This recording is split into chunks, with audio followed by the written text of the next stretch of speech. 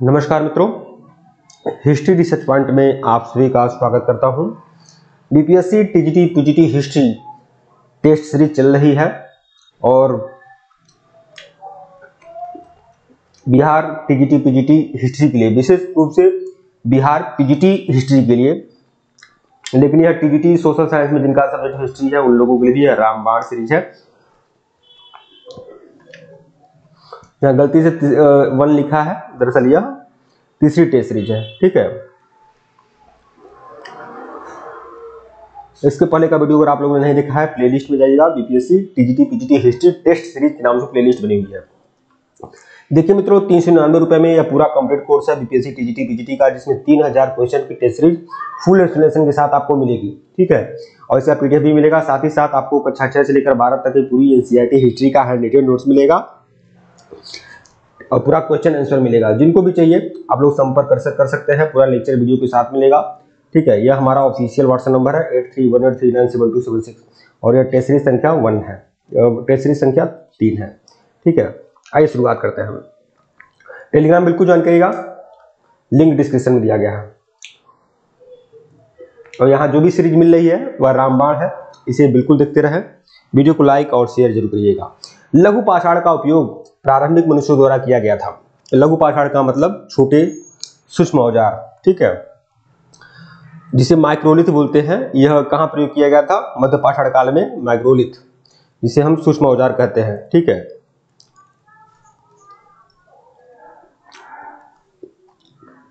तो विकल्प 2 जो है आपका सही है। माइक्रोलिथ मतलब छोटे सूक्ष्म औजार। जब आज मानव बनाने लगे और छोटे छोटे औजार बनने लगे तो उसे माइक्रोलिथ कहते हैं। ठीक है, और यह लघु पाषाण या माइक्रोलिथ जो भी कहिए। प्रश्न 2 देखिएगा, किस क्षेत्र में नौ पाषाणी युगीन मानव भूमिगत गड्ढों में रहते थे? मतलब गर्त निवास के साक्ष्य कहां से मिले हैं? कर्नाटक से, असम से, कश्मीर से या बुर्जहोम से? कहां से मिले हैं गर्त निवास के साक्ष्य? तो विकल्प 3 आपका जो है सही है। बुर्जहोम जो आपका कश्मीर में है, यहाँ पर गर्त निवास के साक्ष्य मिले हैं। मतलब मनुष्य जो है गड्ढे के नीचे रहता था, गर्त निवास के साक्ष्य मिले हैं, इसे गर्त निवास बोलते हैं। और यह आपका यहाँ पर जो साक्ष्य मिला है या कश्मीर से मिला है। विकल्प 3 जो है आपका सही है। मध्य प्रदेश में आदमगढ़ और राजस्थान में बागोर से प्राचीन साक्ष्य मिले हैं। मध्य प्रदेश में आदमगढ़ और राजस्थान में बागोर, यह बागोर जो है आपका भीलवाड़ा, राजस्थान के भीलवाड़ा जनपद में बागोर है। यहाँ से जो दो साक्ष्य मिले हैं, यह पशुपालन के साक्ष्य मिले हैं और यह मध्य पाषाणकालीन संस्कृति है। ठीक है, पालतू जानवर मतलब पशुपालन के साक्ष्य यहाँ से मिले हैं, मध्य प्रदेश के आदमगढ़ से और राजस्थान के बागोर से।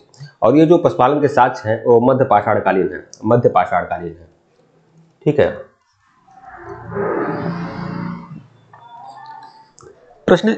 अगला प्रश्न देखिएगा, महापाषाण क्या है? महापाषाण संस्कृति किसे कहेंगे? पूरा पाषाण काल के लोगों के लिए इस्तेमाल किए जाने वाले पत्थर के औजार? नहीं, बिल्कुल नहीं। दफन स्थल, देखिए ये आपका दफन स्थल ही है। महापाषाण संस्कृति वो कहते हैं जब कब्रों के अगल बगल या फिर बीच में बड़े बड़े पत्थर बड़े अच्छे तरीके से सजा दिए जाते थे, उसे महापाषाण संस्कृति कहेंगे। तो विकल्प 2 जो है आपका सही है। ठीक है, अगला प्रश्न देखिएगा, दिए गए कथन ए और बी को पढ़िए और सही उत्तर का चयन करिए।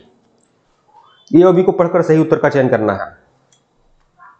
मेहरगढ़ पाकिस्तान के बोलन दर्रे के पास एक उपजाऊ मैदान है। तो बिल्कुल यह बोलन दर्रे के पास है। प्रश्न विकल्प 2 है बी, खेती और चरवाहे के साक्ष्य यहाँ से मिले हैं। तो मेहरगढ़ में बिल्कुल कृषि के भी साक्ष्य मिले हैं और पशुपालन के भी साक्ष्य मिले हैं। ठीक है, तो ए और बी आपका क्या है? सत्य है। ए और बी सत्य है, मतलब विकल्प 4। अगला प्रश्न देखिएगा, कथन ए है, भारत में पुरा पाषाण युग के दौरान शुतुरमुर्ग पाए गए। तो भारत में पुरा पाषाण युग के दौरान शुतुरमुर्ग पाए गए। असल में शुतुरमुर्ग जो है अफ्रीका का है, अफ्रीका का प्रजाति है, लेकिन यह पुरा पाषाण काल में भारत में पाया गया था। और इसके साक्ष्य कहां से मिले हैं? महाराष्ट्र से इसके साक्ष्य मिले हैं। कथन भी देखिएगा, महाराष्ट्र में बड़ी मात्रा में शुतुरमुर्ग के अंडे के छिलके मिले हैं। शुतुरमुर्ग के अंडे के छिलके मिले हैं महाराष्ट्र में। और महाराष्ट्र में कहा? पटने नामक जगह पर शुतुरमुर्ग के अंडे के छिलके मिले हैं, जिन पर नक्काशी की जाती थी। ठीक है, शुतुरमुर्ग के जो अंडे के छिलके हुए वो थोड़ा मोटे होते थे, तो उस पर नक्काशी या चित्रांकन किया जाता था और यह साक्ष्य महाराष्ट्र के पटने से मिले हैं। तो कथन ए और बी दोनों आपका सही है, मतलब विकल्प 2। अगला प्रश्न देखिएगा, सिंधु घाटी के निवासियों को किस धातु का ज्ञान नहीं था? पता है, सोना का ज्ञान था, बिल्कुल, चांदी का भी था, लोहे का ज्ञान सिंधु घाटी सभ्यता के निवासियों को नहीं था, ठीक है, तांबा का भी था। अगला प्रश्न देखिएगा, हड़प्पा सभ्यता का संबंध है, हड़प्पा सभ्यता का जो संबंध है वह किससे है? कांस्य युग से है, नवपाषाण युग से है, पुरापाषाण युग से है या लौह युग से है? तो हड़प्पा सभ्यता का संबंध जो है किससे है? कांस्य युग से है। विकल्प ए कांस्य युग से है हड़प्पा सभ्यता का संबंध। ये जो ऑप्शन है ये आपका सही है। अगला प्रश्न देखिएगा, निम्नलिखित में से कौन सा हड़प्पाकालीन स्थल अफगानिस्तान में है? अफगानिस्तान में कौन सा हड़प्पाकालीन स्थल है? सुरतगई, बालाकोट, नागेश्वर या कालीबंगा? तो सुरतगई जो है यह अफगानिस्तान में हड़प्पाकालीन स्थल है, सुरतगई। विकल्प एक जो होगा आपका सही होगा। सुरतगई में नहर के प्रमाण मिले हैं, हड़प्पाकालीन नहर के प्रमाण जो मिले हैं सुरतगई से मिले हैं।